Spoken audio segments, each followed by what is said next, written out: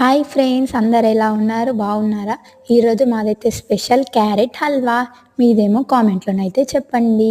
First అయితే మంచిగా క్యారెట్స్ని wash చేసుకొని తురుముకొని సైడ్కి అయితే పెట్టుకోవాలి.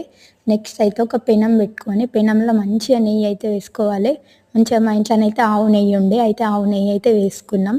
నెక్స్ట్ మంచిగా ఆవు నెయ్యి కొంచెం వేడైన తర్వాత ఈ క్యారెట్స్ అయితే వేసేయడమే.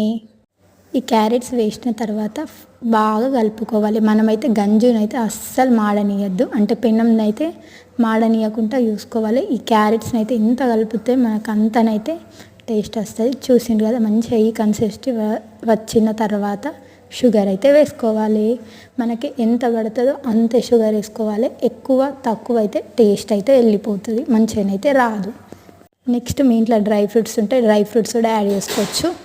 మా పిల్లలకైతే డ్రై ఫ్రూట్స్ నచ్చాయి కాబట్టి నేనైతే వద్దనుకున్నా.